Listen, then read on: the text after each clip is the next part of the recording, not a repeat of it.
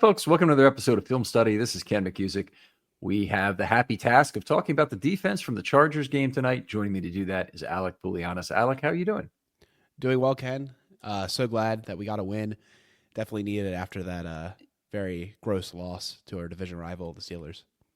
Tough loss. This is a very big win for multiple reasons. A nice statement game against a good team. Always nice after coming off a loss of that type.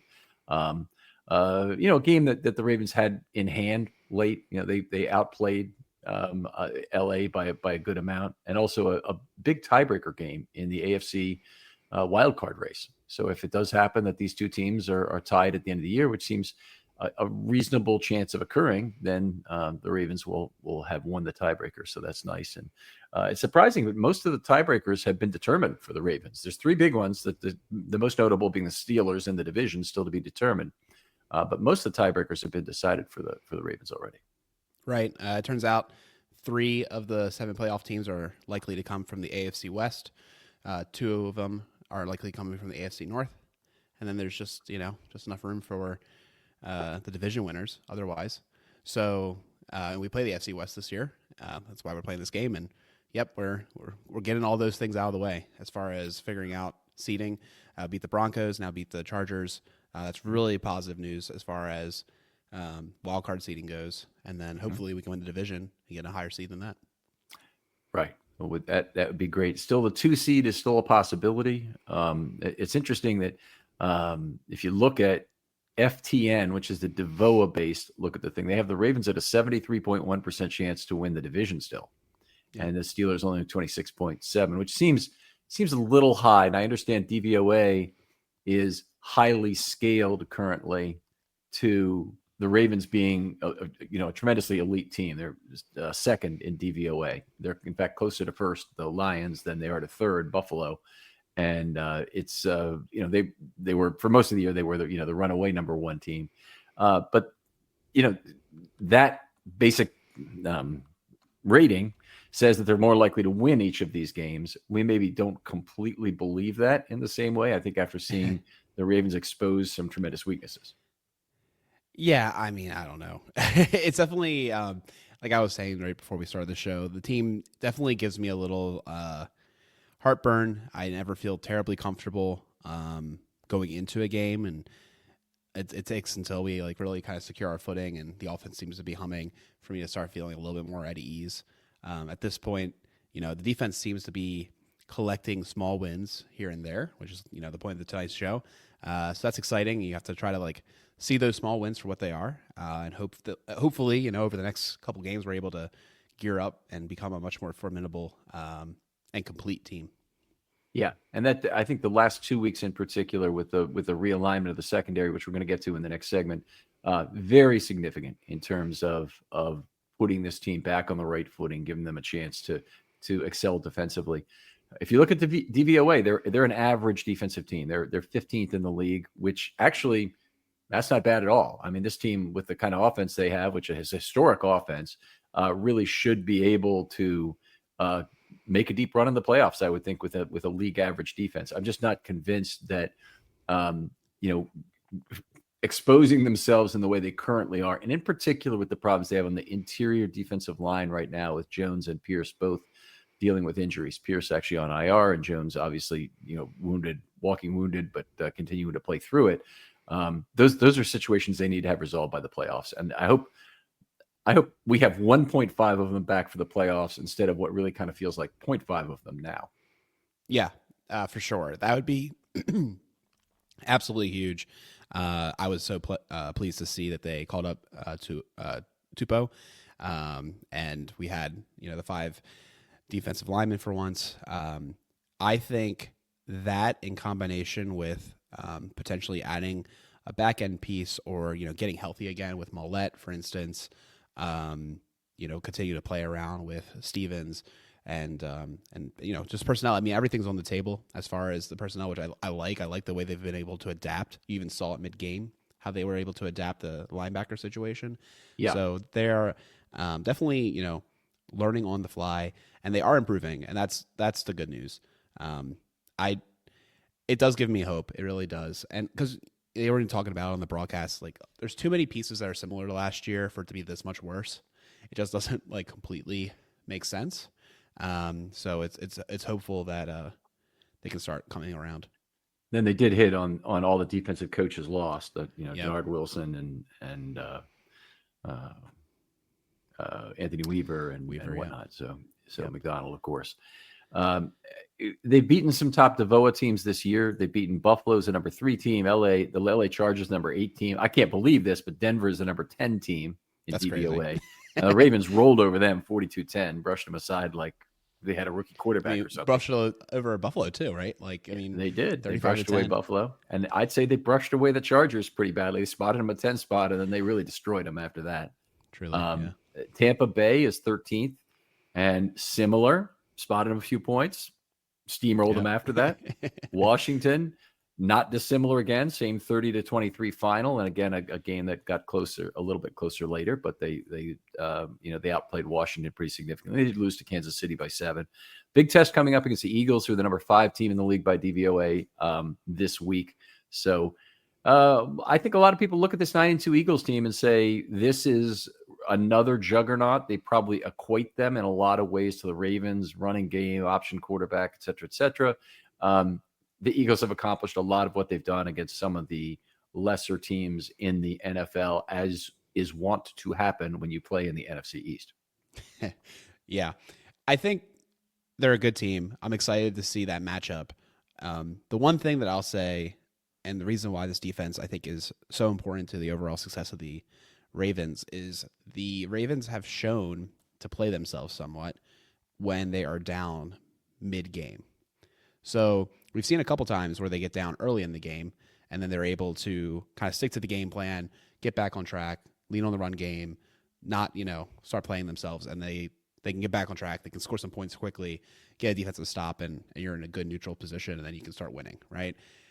I still have like a little bit of PTSD maybe from the AFC Championship game and even honestly the first game against the Chiefs, where I feel like they just never were like 100% settled, 100% just playing to their ball game. And I think that's a big reason I'm hoping for the defense to step up, is because I believe once the Ravens click on offense, they usually keep clicking, and they keep scoring, and they're hard to beat at that point. So it's really just a matter of allowing them to get in that rhythm, and the rest will take care of itself. Yeah, very much true. And I think this season has been a narrative breaker in a lot of ways about the offense flipping the switch, and then all of a sudden they score on 6 straight drives and they stop the opponent on 5 of their 6 drives in the meantime. And all of a sudden, there's a 30-point swing in what's going on. It's been a really fun year for that. It's also been, I don't know about you, really fast season for me. It feels like this season just started, and we're done with 12 weeks. The Ravens only have 5 games remaining, and it's remarkable to me we're this close to the playoffs. Now, we've never had a real fear at any point this year that the Ravens would not make the playoffs after they got to about 3-2 for me. Right. So for about the last 8 weeks, I guess it seemed like they're safe. Yeah, I think so too.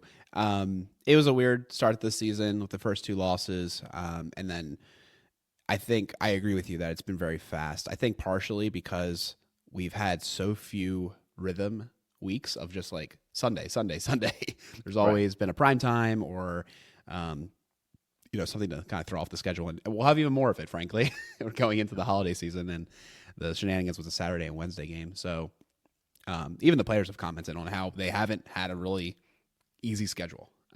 Like there's been not much of a groove in that perspective. But kudos to Harbaugh. He always gets the team ready for primetime games, and they always seem to win.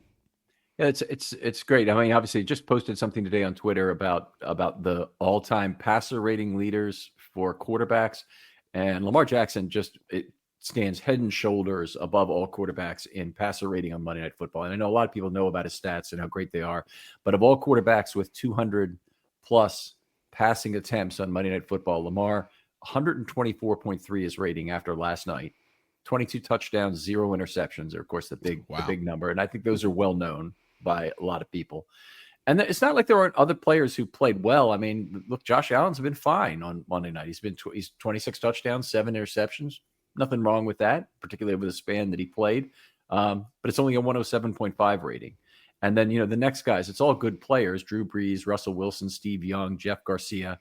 Okay, here's a clunker: Stan Humphries at number 7, Jared Goff, Aaron Rodgers, and Patrick Mahomes down at number 10, Peyton Manning at number 11. It's all great quarterbacks. It's a lot of quarterbacks who are headed for the Hall of Fame in that top 11 there. Obviously, some are already there, and he has outplayed them by so much on that stage. It's just truly remarkable. I have to.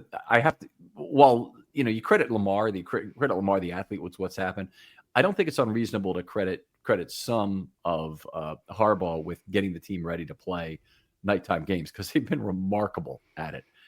Not as good on the road as they have been at home. So this was a nice win on the road on a nighttime game, but they've been, generally speaking, just outrageously good playing in the evening. They have been. And I think the teamwork has been pretty good too. There's definitely a couple plays, particularly by Henry, where he stepped up and kind of got the train back on the tracks. And honestly, there's been some crazy good catches from the big three. Zay Flowers had great sideline awareness. Bateman was able to haul in a crazy catch. And then Andrews with the not a catch, actually always was a catch, which was like the weirdest incompletion I've ever seen in my life from the initial call. But yeah, that was there's definitely, he's getting big plays from the big guys. And yeah, I mean, Lamar's just special. It's so easy to get used to it and not to talk about how special it is. But I mean, this is literally a Hall of Fame season or career we're witnessing, and one of a first ballot one, in my opinion. So truly special, and can't take that for granted. Right. I would agree entirely. Couple of big subplots in this game. One was that the defense really held up their end of the coverage really held up their end of the pass defense partnership again. Second straight week that they gave up a pretty juicy opportunity set. The Steelers had a pretty good one. Actually, I'm sorry, that's not really true. The Steelers, they got good pressure in the Steelers game, and they still, the secondary came through with an even better performance relative to the opportunity set. That's what I meant to say. This game, they gave up a very juicy opportunity set to Herbert, and he couldn't do a lot with ample time and space. And that really led to him underperforming his opportunity set. But a lot of that's credit to the defense. Some of it was drops, and there was a big long miss down the seam to really on a post route to Palmer. That got missed. You're not going to hit every one of those, so you're allowed to luck out once in a while. Some of the play by Quentin Johnston was pretty bad. Yeah, 0 for 5. I know if you look at the box score, you can kind of see a big hole in the production, and it was Quentin Johnston 0 for 5, and then Palmer 3 for 8. And the Palmer one, like you said, there's a couple of those passes that were unlucky or not, high chance to get completed anyways, but they were really the momentum killers. You look at McConkey, he was perfectly efficient.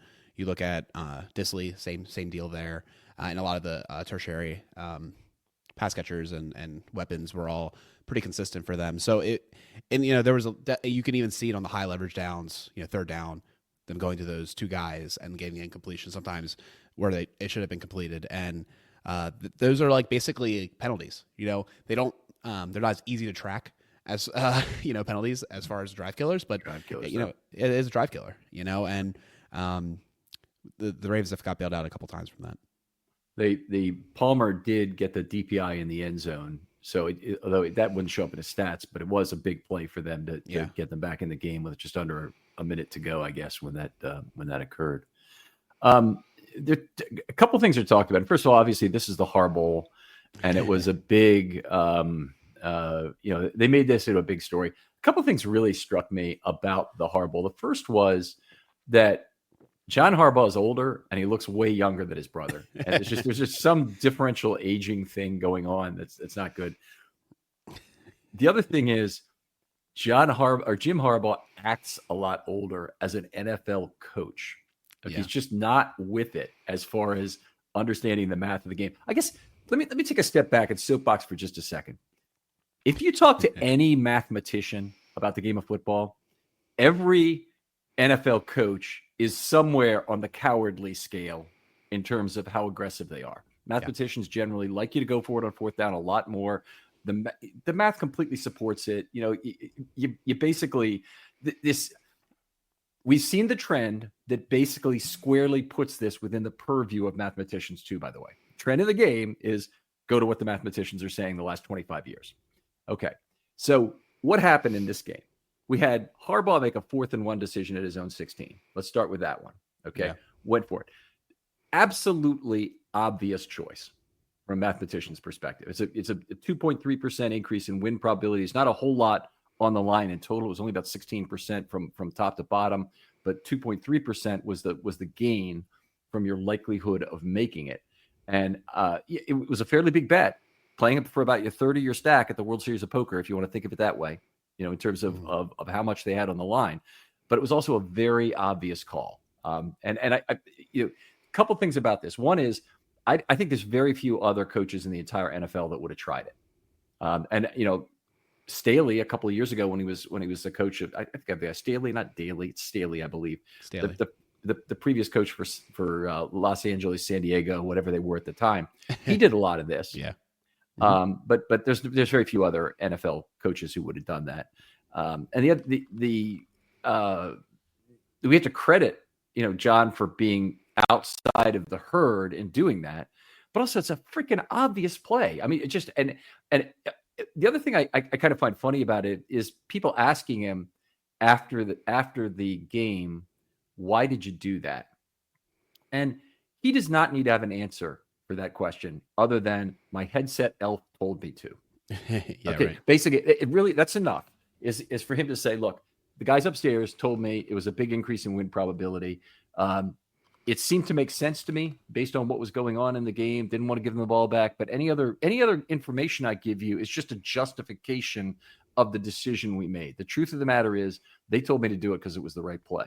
I took responsibility for the decision. I did it. That's a perfectly fine answer to that question, because you don't expect your football coach to understand all the math that goes into that. You really don't. If you're a typical fan, am I correct on that, Alec? Oh yeah, I mean, unless you follow the Ben Baldwin 4th down bot.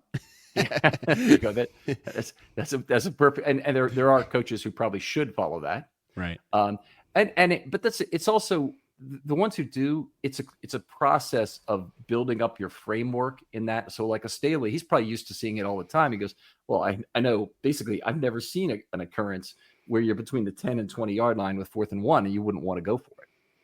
Yeah. You know, I've seen hundreds of these looked at, and then, you know, you have a framework for that, and then you understand what it is. It's just like in anything you become skilled at, your tribal understanding of the thing, you know, from when you first got to learn these things and didn't completely understand how it worked, but you knew what you were seeing regularly in terms of what the answer was. That tribal understanding is what would lead you to the correct answer in these cases. So what I thought was interesting is earlier in the game, it was still 7-0. We had a 4th and 5 at the 21 in the first quarter, 2:11 left, which was a medium go for it, 1.3 win percentage. And I remember being a little bit surprised by that, right?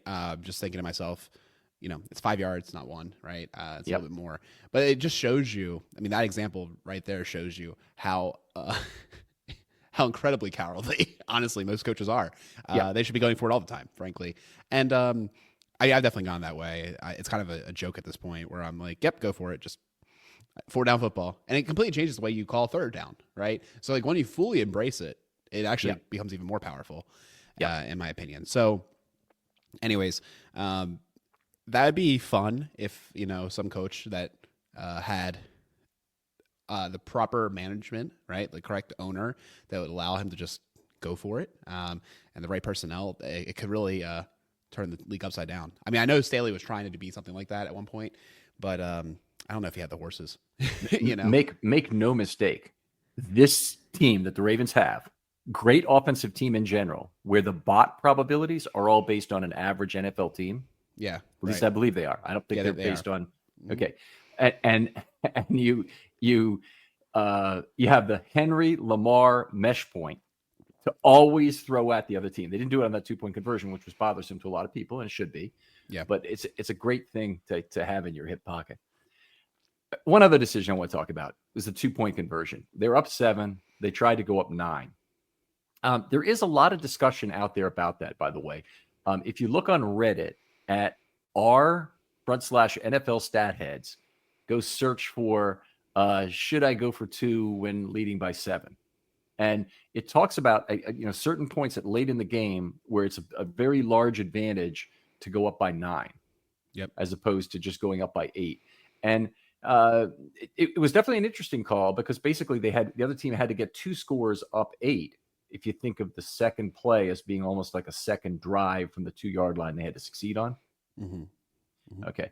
But with 9, you actually force them to make an additional onside kick in the situation. So I was lukewarm on the decision at the time, but reflecting on it a little more, and not just going off what I know tribally, I think that was probably a good decision. And I think the Ravens are going to be above average for making that 2-point conversion, given the weapons they have and Lamar in particular.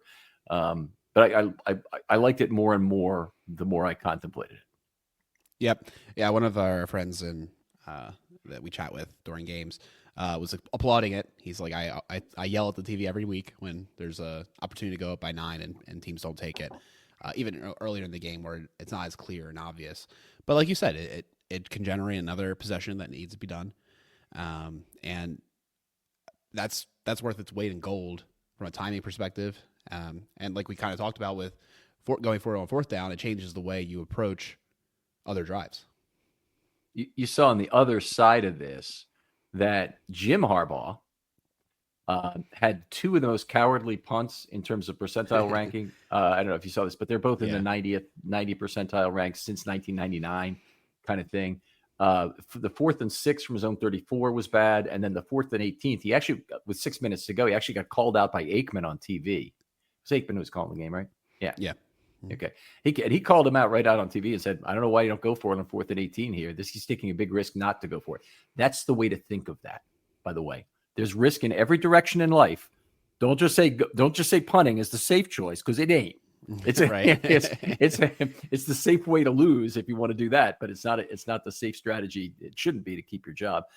And then the other huge mistake he made was one that has become come to the front of what I would call new wave analytics, is that he went for 1 when they scored with 55 seconds or whatever it was left, instead of going for 2. Huge mistake. You only have to have a 38% chance to convert that to make that a good play. It's exactly how I determine when I see a chart of break-even percentages for certain situations. I look exactly to the -8 column on the furthest to the right and see that it says 38%. If it doesn't, the chart's probably wrong. But it's so hackneyed at this point with 40 years of looking at that, that I can't believe that coaches haven't fully adopted it.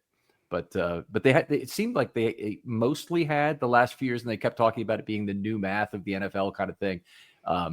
It's been around forever. It's just a slow adoption of the current set of coaches. We got to get rid of these boomers and bring in some Gen Z coaches and some millennials even who know it better. But they're not even that much better, man. Like, that's the thing. Like, they're not, because you got guys like Harbaugh who eventually see the light. They're always trying to stay ahead of the curve, and they start being more aggressive. I just like I said, I think it'd be cool if teams approached it that way, and roster building is another fun one, right? As well as there's a lot of different ways to hack the game, and there's only so much leash that these teams either have or choose to use. Roster building. Speaking of that, Marcus May cut by the Dolphins today. We'll go through the waiver claim process. I think that actually happens tomorrow. It's determined and released by 4 p.m. They'll say who tried to get him. I would anticipate the Ravens should try and pick him up.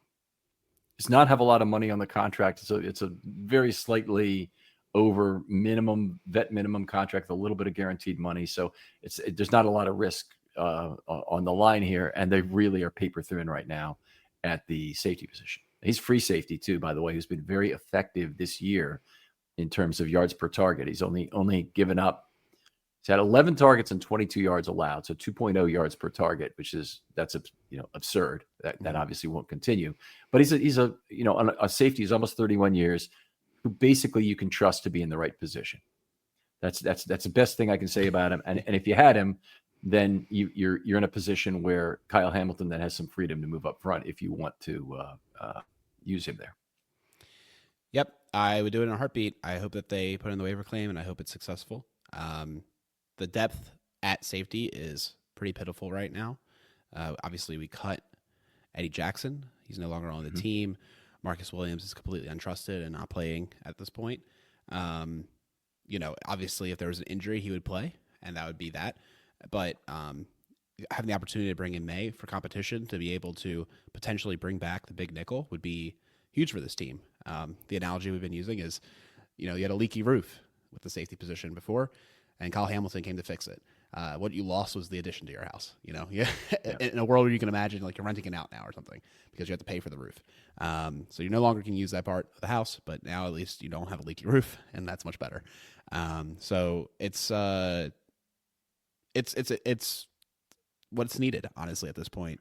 Like we saw, we're talking about a linebacker. They're plugging and playing and trying to figure out what to do with Roquan out. Hopefully he's able to be back against the Eagles. And the safety group, I think they should be continue to be curious about ways that they can improve it. Stevens even played some dime backer, in this game. There's chips being moved around. Right. He was on the field in dime packages. They actually align him very differently from a dime linebacker position. Okay. But he's that's one of the funny things about this. But let's talk about the secondary for a little bit, because you got a Hamilton move to free safety. Marcus Williams again played one snap for the second consecutive game. He's on one snap of quarter on the second to last play of the half. They gave up an 11-yard play to the right sideline. Didn't have anything to do with him, but having the extra defensive backs on the field, they still weren't able to get a play like that stopped.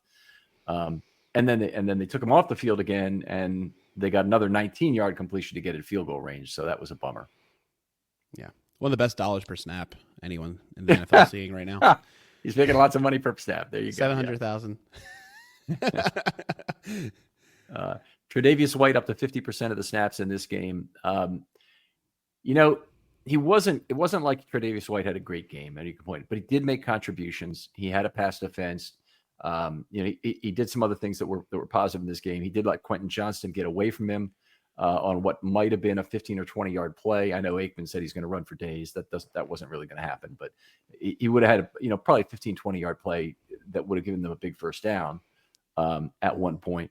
The game would have looked different for him had he caught that ball. But I'm still pretty happy with where he's been through two games. How about you? Oh yeah, for sure. I mean, it was a curious amount of snaps, 52%. You start looking at all the other pieces to try to figure out where it exactly came from. And it's not fully at the expense of Stevens, who was at 78%. Yeah. A little bit was of Wiggins, and a little bit of it was even Humphrey didn't play one of the snaps. They also had dime. They played 3.11 corners per snap. Okay. So right there, that tells you that's very, very unusual, because in a dime, you'd only play 3. And in the 4-corner dime, you do play 4, but then you play a lot of nickel snaps where you should just play 3 also, or some base snaps where you only play 2. Anyway, and they actually had snaps in this game where they only played 1 with jumbo sets. So they really laid it on with a lot of 4-corner dime in this game. They didn't have a 3-safety dime at all, which led to these higher totals. And it meant that they didn't really have to bench Stevens, not in the same way. They took him out for some alternate drives and let White play some. But they also took out Humphrey on the other side and let Armour Davis get some playing time. Not for any particularly good reason, but maybe just because he's been practicing okay. They had him in a little bit in the first half. They had him in a little bit on the final drive of the game. And he came up with a pass defense in the end zone where he actually found the football in the air. Yeah, he did. I don't know if they're doing any load management at this point for any of these players. It's not enough snaps to truly matter, and they're certainly not doing it with Madubuike. But they might be just trying to see what they have. JD's getting close to the end of his contract anyways as well. So, I think it's something that we'll probably continue to see, particularly when there's leads at play. Yeah, that's a really good point there. That if JAD is kind of right now where Cleveland was a year ago, and being stuck at number 5 among the corners, it might be the appropriate place for him. They certainly bought in Trey White to be ahead of him on the totem pole. Right. But on the other hand, you kind of want to see what you have. You kind of want to make him attractive to somebody else. You might be thinking about trading the guy at the end of camp next year. If you had another corner you brought in, I think that could well be true. So TJ Tampa, for instance. I mean, for instance, TJ Tampa, right. He's redshirted here. Yeah. Anyway, I think the formula they have right now, part of me is like waiting for the shoe to drop on something to go wrong, whether that's an injury at safety because they're too thin there, or a loss of an important corner where the other corners get exposed. So if somebody certainly if Humphrey or Wiggins went down, obviously that would be very, very bad. And the other corners that are there could end up getting exposed by playing more. Right, for sure. Yeah, Wiggins I thought had a good game, and Humphrey obviously is having a career year. Yeah. So, yeah, great year for Humphrey. Ravens played pretty solidly on third down. I thought 5 of 14, but then I look at that and they allowed 2 of 2 on fourth down, which really means that the real way you do this, add fourth down conversions to the third. Spark something uncommon this holiday season with just the right gift from Uncommon Goods. If you haven't finished your holiday shopping yet, don't panic. We've got a secret source for incredible original gifts, and that's Uncommon Goods. They've got unique, hand-picked gifts for everyone on your list, all in one spot. Gifts that spark joy, wonder, delight, and that it's exactly what I wanted feeling. Somehow, they know the exact perfect gift for every single person you know. Whether it's a football fan or a book lover, they've got unique gifts. Myself, I got some drinking glasses that have the blueprint of Camden Yards on it, as well as some nice ceramic ice cream bowls that are the shape of the Baltimore Orioles helmet, just like the plastic ones you get from the stadium, but I keep them in my cabinet, specifically for ice cream after those Oriole wins. So when you shop at Uncommon Goods, you're also supporting small artists and independent businesses. Many of their things are handcrafted, made in small batches. So go ahead and shop now before they sell out this holiday season. To get your 15% off your next gift, go to uncommongoods.com/ravens. That's uncommongoods.com/ravens for 15% off. Don't miss out on this limited time offer. Uncommon Goods, because we're all out of the ordinary. Third round record, and Right. you end up with them being 7 of 14, and that's not really that good to stop the other team 50% on their 2 down options on third and fourth down. So it goes from solid to being not particularly good. I did think that Herbert was not really bothered by any pressure that the Ravens brought in this game. He was pretty good at moving around, leaving the pocket when it was appropriate. They had some penalties that basically ended up with him not getting anything. And then they primarily had some drops and a couple of misses by Herbert himself being off target. Mm-hmm. He was remarkably inefficient in terms of his yards per play for the opportunity set they gave him. He ended up, I think, about a 1.3 yards below expectation for the number of ATS opportunities that the Ravens gave him. Right. Yeah, I like the breakdown you did in your article, kind of showing that, and I definitely saw that. Just watching the game, it seemed like Herbert was, even when I don't know if they were always counted as pressure events or if they were, I don't know. I'm not quite sure exactly how all the things were logged. Obviously, you have your interpretation, but I definitely felt like there's a lot of plays that were blown up as well. And sometimes, on the outside boundary as well. Wiggins, I thought, had a couple of good plays where his speed came into account and he was able to get right there or, bottle it up very quickly. It's a couple yards. Right. So definitely he didn't get, I don't think there was many yards after contact for him. The whole offense, in fact, was quite stunted once Dobbins was hurt, which is very disappointing for him. I hope that it's not anything major, but he felt like the spark the team needed, both in the run and pass game, and they became very one-dimensional after his injury. Yeah, he's an enormous loss for them, obviously. They're depending on him. The Greg Roman offense is going to need to have kind of a thunder and lightning component to it, and they had it with him and Edwards, and then Edwards made one great play in this game that ended up being a loss of 7. Terrible play by Herbert to throw the ball with that kind of velocity backwards. Yeah, I saw And that. somehow Edwards reaches out and stabs it for turns of what could have been a fumble into a loss of 7, or possibly a loss of more because it would have gotten to the Followed sideline. around. Yeah. And, but anyway, pretty awful play there. But the ex-Ravens did. I would say they both of them played pretty well in this game. Yeah. For what it's worth, Ken, I think the big thing with Herbert's expectation is he was 1 or 2 misplays away. The drops, the incompletions from probably having a much better look. Because a couple of those plays that didn't happen would have been 20 or 30 yards. He might have gone break even. So definitely didn't get much help from his pass catchers either. Well, I agree with that. I think if I had to pick something else in terms of the ATS throws, I'd say a lot of his good downfield opportunities were well covered, and he did not feel comfortable trying to fit the ball in there, and that led him to throw the ball away or throw the ball where only his guy could get it. You know how that works out. So in particular, the Palmer Wiggins play down the right sideline, where the ball was overthrown. Wiggins had that nice inside position. He kind of led him towards the sideline, but Palmer never tracked the ball, and the ball fell right next to him and inbounds. Right. Yeah. Okay. Yeah. That play is the kind of one that I'm not sure what Herbert could have done differently on the play, but I don't think it was scheduled up properly for that ball to be tracked. Yeah. So, he just, I don't think he had really easy windows to throw to. I don't think the Ravens cornerbacks and their good, the way they're covering right now gave him all those kind of easy throws. They did give him some penalties. They gave lots of contact, and the fact that the one was picked up on Stevens is a night and day change for his game. Yeah. In terms of the outcome. Yeah. Right. All right. We talked about Dobbins a little bit. McConkey, every bit as advertised. Really difficult to deal with wherever he lined up. That was the one weapon they had a lot of trouble with.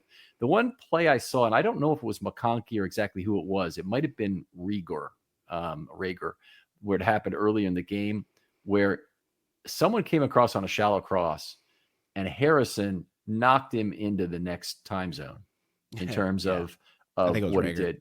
Yeah.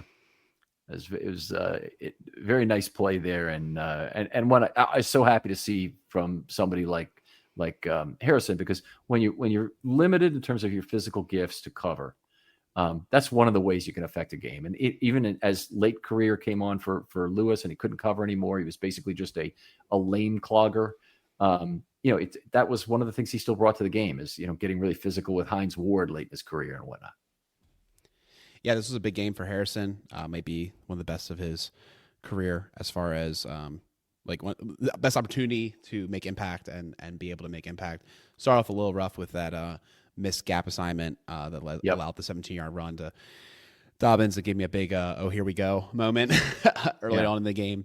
But he definitely cleaned up, and he delivered some strong hits, some QB pressure, and like I said, cleaned it up. Run game, he kind of grew into the role as the game progressed. That first play that you're talking about, absolute textbook case of getting yourself caught in the wash. You want to learn how to get yourself caught in the wash. Watch that play. Watch that play. Say, oh, I just hide behind this lineman directly, and then nothing bad will happen. All right. Anyway, what else do you want to talk about here? Good screen anticipation, I thought, in this game for Harrison. I thought he did a really good job extending the play to the boundary. And you only do that when you anticipate that pass going out there. Yeah. And the team has had better success this year, in tackling, as well as giving opportunities to have a cleanup tackle, right? Yeah, maybe you don't get him completely down, but you make good enough contact that you slow him down and then make it for an easy tackle with the next guy. Definitely seeing a lot of rallying to the ball, and I think it's one of the pluses of this defense. I think that perspective, they're well coached and they're playing quite well. That, by the way, that's one of the downsides of playing man coverage, is you will get less of that. So if you're wondering why wouldn't we play man coverage all the time, that's one of the reasons. You just don't get great second man to the ball opportunities with man coverage, because you'll often be getting the hook from a receiver down the field because you're in some sort of trail technique. You're watching them, and meanwhile the play's going on behind you. It is one of the downsides to this, and having eyes on the football, playing a ton of zone coverage the way the Ravens honestly were set to do last year, gives you naturally lots of good opportunities. Now, the guys who do get good opportunities now with those kind of plays are two of the best playmakers on the team in terms of Hamilton and Washington. Will still have generally speaking, have their eyes downhill and be in a position to be the second man. So that's at least a positive for their current system. What do we want to talk about otherwise? 5 IDL active, we kind of hit on earlier. They still overplayed Madubuike with 84% of the snaps. I thought it was a good sign that Roquan attempted to play this game beforehand by warming up on the field. Give you a little more hope that he might be ready to play against the Eagles? For sure. It seemed like one of those things they might have been. Obviously, this game is more important. It's a conference, in conference game. It's against the team that you have tiebreakers with. Tiebreaker, yeah. But I do think there's a level of, can we get him ready for the Eagles game and then be good for the bye week? If not, that went into it. It sounded like from some of the beat reporters during his pregame warmups that they thought he looked good. But the reports earlier in the day were that he was unlikely to play. So I don't know what was going on there. I think he obviously wanted to play. To me, like if I had to read between the lines, he wanted to play. He wanted to be out there. He was held back by the coaching and training staff, and hopefully that is a good sign that he'll be close for next week. I'm sure he'll be inactive, limited, whatever. There'll be a lot of smoke and mirrors on the injury report, but hopefully he'll be better. Yeah, I'm expecting some sort of limited full for the 3 days. Yeah, would be how he would. He could be limited. It could be not NP limited full. But I think the walkthrough generally, if you're full, it's a good indication you're going to play. They have a couple of players that are really big concerns right now. Obviously, Roquan's a concern, and we need to come back to this and talk about how well Orr did, working with the lesser pieces he had, the knights and bishops that he still had, instead of losing the queen in Roquan to fill in for that. And he started Christian Welch in the game. He made use of Harrison playing both outside linebacker and inside linebacker, which is frankly remarkable. I'm trying to remember the last time a player. There are people who make a positional shift of that sort. Jarrett Johnson, making the shift from outside linebacker to inside linebacker mid-career, and actually when it was needed during a season. I can't remember the last time it was done on down by down in a game. Yeah. So the very, very first series of the game, Maureen and I have our dueling score sheets going for who's on the field. Okay. Mm-hmm. She's got the inside linebackers and the secondary. I've got the defensive line and the outside linebackers. Okay. And we're literally having to check every single play to say, you didn't put Harrison on that play because he's an outside linebacker this time, or he's an inside linebacker. Make sure you mark him on your sheet because he's not on my sheet this time. Mm-hmm. And I've never seen anything like that where a guy has played multiple positions like that. And you occasionally see guys who will move to off ball, like a good example would be Van Noy early in his career, who might have played some off ball snaps, but it's like you're playing outside linebacker off ball. It's not like you're really intending to play inside linebacker off ball. This was a true mix of two positions. He was an edge setter on early downs. He was an inside linebacker. They cut out the outside linebacker snap in the second half and made him exclusively an inside linebacker, but still remarkable performance. I can't crow enough about how unusual his versatility was in this game. It was. And honestly, from a fan perspective, I find it exhausting to watch the defense and try to see who's on the field every play, because like you mentioned, we're changing packages relatively frequently. We have these rotations going on, with the cornerback situation. Sometimes, the safeties are not in the play, but are on the screen, but you can usually guess who those are.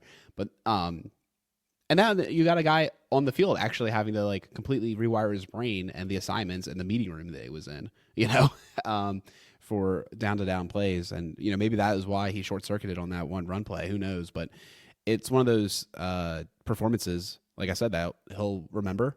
He got a game ball from it, and it's really impressive to go back and forth.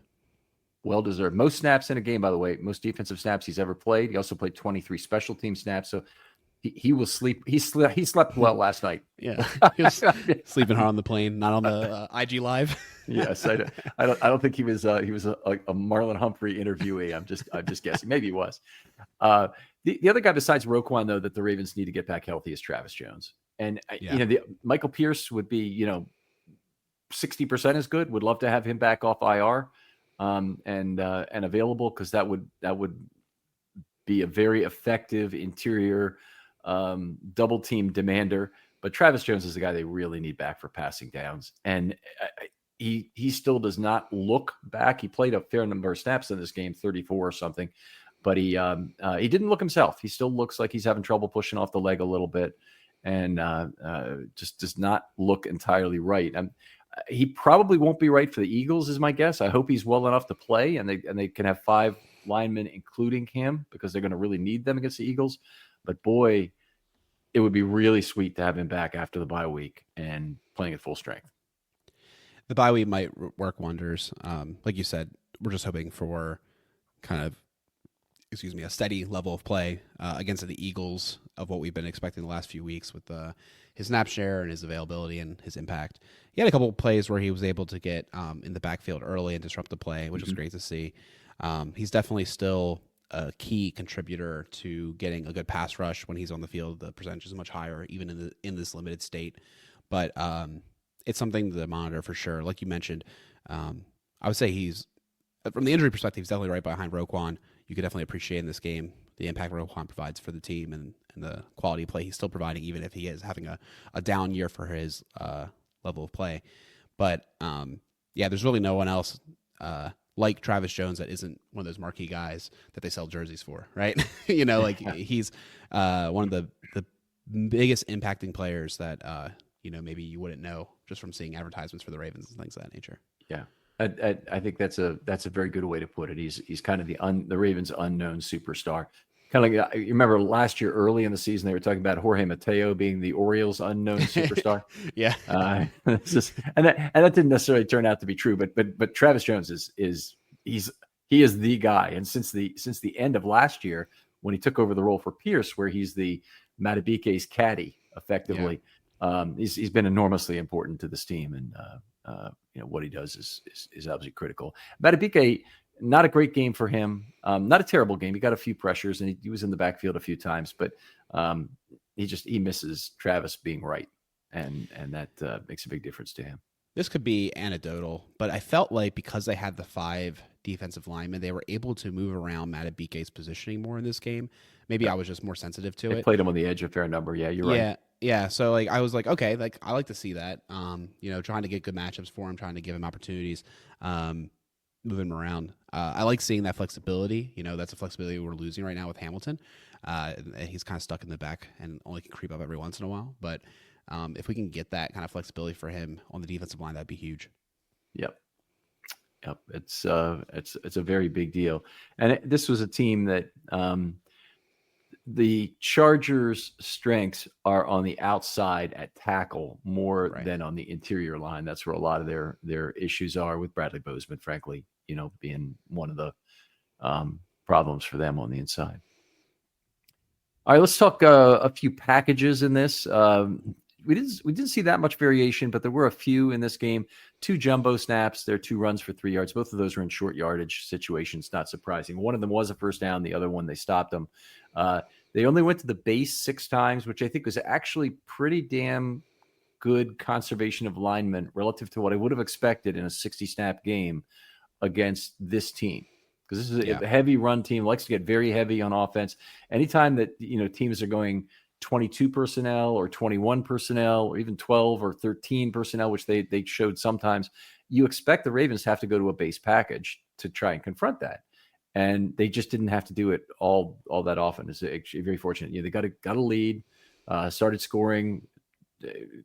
Dobbins was lost, and they didn't really feel like they had the horses to try and get their run game going again. I thought that was a nice conservation of linemen there. Yeah, that was pretty huge. There was definitely a couple times I thought they would have to, like you mentioned, get into base more often, just because they were playing so many 2 tight ends. They had a fullback they could use. I mean, we had a prop bet, not actually like an actual bet, but just like Will 6 tight ends or fullbacks touched the ball in this game. I got to 5. But we were like, I mean, legitimately, like that was in play with this team and the amount of heavies they use for both sides. So That was a yeah. combined between Ravens yeah, and between the two. Okay. Yeah, it was like a thing we brought up because they had the fullback. They had 3 tight ends they'd like to use last week. We have 3 tight ends we like to use. We have our fullback. So, there's a lot of players, and the definition was that they had to actually, touch the ball, not just get snaps. Otherwise, So That the was key was blown like away. somebody like Kohler and Ricard, you're really rooting for them to get a touch because the other guys probably will. I don't think Likely had a target in this game, did he? No, but we counted again. Like this is not like a real bet. We was just like a side bet. But like we counted Likely's onside kick recovery. Oh, okay. he All right, fair he enough. made impact. He touched the ball. All right, very good. 0 big nickel in this game. We talked about that a little bit earlier, but the Ravens just don't have a third safety they trust being on the field. They're not going to put Marcus Williams No. on the field clearly for anything but an emergency. Ridiculous. Voss, I mean- Voss and I have talked a little bit about this in terms of putting Marcus Williams on the field to play some special teams. My feeling is Marcus would know immediately what that's about and file a grievance. That this is basically just an attempt to get me hurt so that you can collect on an insurance policy you have. Yeah. So that wouldn't be a good thing. But in truth, the Ravens, would love to have a 5th defensive lineman regularly. And if Marcus Williams has to be the emergency special teams player because of that on punt coverage or whatever it might be, I don't care if he hasn't done it in a while. He's fast. He's a player who can help you probably in terms of that. The situation is just sad, Ken. I don't even know what to make of it. I don't know what his career looks like going forward. I mean, it's just wild. I've never seen anything quite like it. Give me a percentage chance right now in your head that Marcus Williams recovers at any point this season, including into the playoffs, to play meaningful snaps again for the Ravens that they're actually happy about. So not somebody gets hurt and he plays and then he plays crappy again. If somebody gets hurt, he plays and he plays well enough that that's pretty good. Marcus Williams looks like Marcus Williams again. What do you think is the chance that he gets back on the field, kind of reproves himself in some way to this Ravens coaching staff, given what's happened so far? I don't know if it would happen organically without an injury. And then even if it has injury, then you have to put the percentage of he actually is good. I mean, it's probably 10, 15%. And that's just sad to say. That's the rate range as far as I'm concerned. That was exactly the kind of number I had in mind. And if it probably would take an injury, both those safeties are injury risks. Hamilton flies all over the field and runs around. Ar'Darius Washington has to play bigger than he is, which is a big risk of injury when that happens. So you definitely have injury risk sitting on the back end of the Ravens defense, which is why I'm so concerned about them getting another guy. But that would be the other possibility is, what if they go get Marcus May? Drops to 3% in my mind, the chance of Marcus Williams ever coming back and, being something. We've seen just how hard it is for Ben Cleveland to work his way out of the dog, for Tim Williams, for all these guys who had talent to get out of the doghouse. Yeah. David Ojabo, good point. Yeah, I mean, that's the hard part, right? Like they talk about, he's been doing well in practice. Like, what does that really actually mean when the rubber hits the road? Right. And getting opportunity. I mean, that's apparently why Tylan Wallace is getting healthy so much scratch. Yeah. That's apparently why Tylan Wallace is getting more run on the offense, which is great for him. I think he's more than a role player, right? Like he is a role player, but he is a plus role player. Like he's been really quite playing well in the opportunity he's been given, and he makes impact on 2 phases of the ball, and is doing well. And he's about all you could ever ask for out of a 4th round pick. Oh, he's been a fantastic receiver this year. He's only, I think, 6 targets, all caught, and 5 of them successes, and a huge yards per target number. He was at like 30 over 30 per target, or right around 30 per target before this game, and he had another 15-yard catch that got him out of the big hole. Yeah. Here's the statistic that I'll pose to people. Remember those people who thought that Deontay Johnson was going to provide something to this team? And I'm not saying he's still not the insurance policy, because that's exactly what he is. I'm not even sure he's the insurance policy you cash, by the way, at this point, because right now he cannot crack the number 4 receiver slot. Wallace and Aguilar had 35 snaps between them against the Chargers, and Deontay Johnson had 6. Johnson has had 6 targets since he got here, and has one catch for 4 yards or something, or one catch for 8 yards, whatever it is. It's just he's having a very tough time with it. He might have 5 targets for 6 yards now. That might be what it is. Yeah. It's funny, Ken. I watched all of his routes run. Well, not all his routes run, all his targets From Carolina. this year. And I was like, okay, like I think there's some meat on this bone. But even when I was watching it, I thought to myself, like, he's certainly not going to take over the 1-2 spots. He might take over for Aguilar. He might take over for Tylan Wallace, but I feel like those guys are all roughly in the same realm. And Tylan and Aguilar have, being here. They have more familiarity and stuff. So they have a little bit of inertia there. So I think it was a big hill for him to climb as far as to get the playing time and the snaps. But I'm so glad they made the move. I still think it was a plus move, and I'm glad they made it. But to expect, a huge outcome from him might, that it probably require them to change the offense and to give him an opportunity that he hadn't quite earned yet. Right. I don't know if there's any way he earns whatever opportunity he gets. Yeah. I do not know how he does that, because basically it's kind of like Marcus Williams. Any opportunity he's going to get is from injury. And they're not going to upset the boat right now, to get him in there.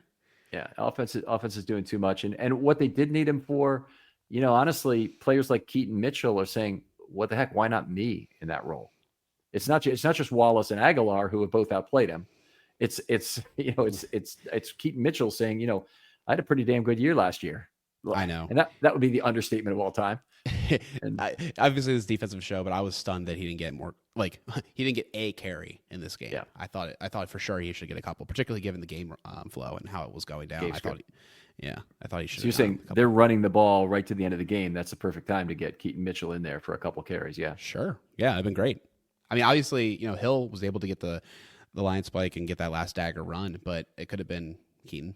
I think even at that drive, Keaton was a viable option. Yeah, it would have been really interesting to see what they had there too, because if Keaton Mitchell is the guy carrying the ball that Hill did, we would have known how large a piano he's carrying. Yeah, and whether or not he's really got the legs that we hope he has. I don't know that you want to show that to the rest of the league. If he's really not ready to go, I don't know. I don't know how you see Keaton Mitchell get caught at the 25-yard line from behind by one of those, guys in the Chargers secondary. That would have been pretty embarrassing. But Hill certainly had a great run there, and it wasn't clear to me that he was going to outrun them even from about the 25-yard line. And he made it kind of look pretty easy, I thought, from there. Yeah, he has weird speed. It's not as like, I don't know. It's not as obvious, but he was making, keeping his distance away from the defenders and stuff. But it wasn't as like impressive as Henry when he's rumbling down the field, or as like incredible as Keane, obviously. A little bit more on the edge of your seat speed. I want to go back through a few package things, and then we'll shut it down for the first episode, then do this. But they played the standard nickel 32 times. That's basically the nickel they played. They played a couple others for a few snaps. 5.0 yards per play. Nothing wrong with that. You can win an NFL game easily if you hold the opponent to 5.0 yards per play. 3 of their sacks came in that. 100% of those were with Humphrey at slot corner. So that's the new normal nickel, is to have Humphrey in that slot.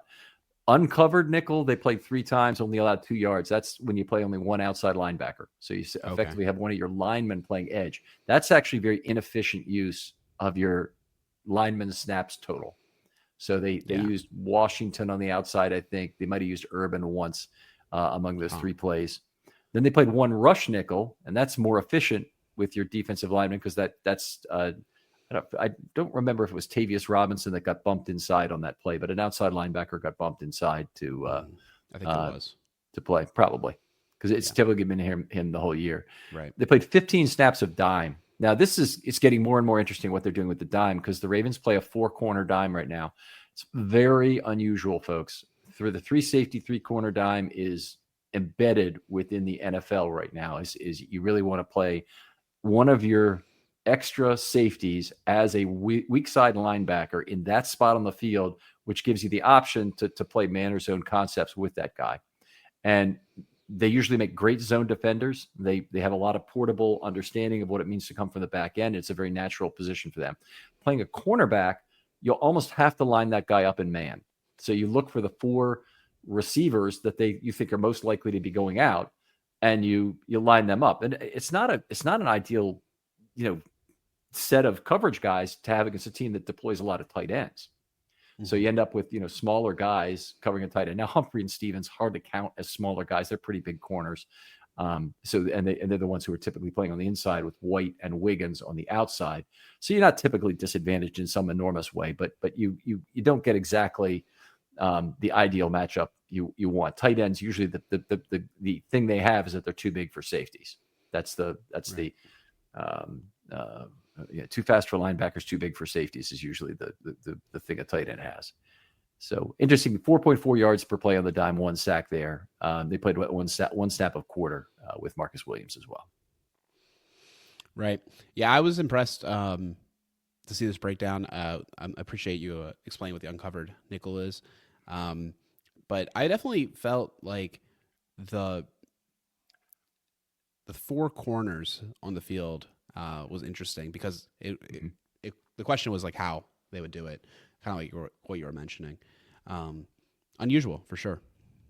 I wanted to get a total here, but I noticed that a high percentage of the total off-ball blitzes they had in the game came from slot corners. Slot corners, and it's not the normal slot corners. It's 44, 44, 44, 44 and 21, 44 and 21 on the same play. So the total, I'm going to give this to you for who rushed the quarterback in this game for the Ravens. Brandon Stevens rushed the quarterback twice. Marlon Humphrey 5 times. Good, they're in there. So that's 7. Then Nate Wiggins once. That's 8. And that's it for the corners. So it's all 8 of those were blitzes that I had on my sheet here, which tells me something else. I do not record it as an off-ball blitz if the player gives it away before the snap.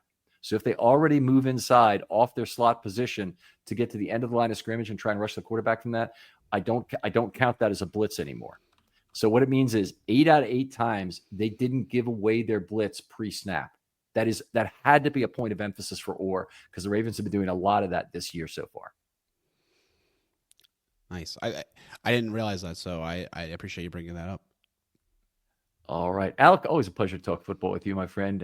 We have a lot of common interests that we do in a fun game night recently. But tell folks where they can talk football with you online. Sure, you can find me mostly on Blue Sky these days at alec.polianis.com, or you can follow the podcast at onewinningpod.com. All right, how often are you guys putting out a show this year? Once a week. We're doing kind of combined shows again this year where we're doing the preview at the end. And you can use your chapter markers in your podcast app and you can bounce around and listen however you like. So that's how we've been doing it this year and having some good guests. We have a guest lined up for the Phillies game. We had one for the Chargers. So that always adds a nice dimension as well. All right. Very cool. Other folks out there, if you'd like to be on a film study short, hit me up. DMs are always open on Twitter. I want to hear from you. If you'd like to do something nice for the show, best thing you can do is use hashtag Film Study Mailbag for your questions. We have some coming up in the second part of this show, or just tell a friend, particularly an older guy, show him how to play the thing directly off his computer. It's probably the easiest way that you can get him into listening to the podcast because the people who say, get the hell off my lawn, kid, generally don't know how to work podcasts. So anyway, thanks for listening. Alec, thanks again for coming on. Thank you, Ken. We'll talk to you next time on Film Study.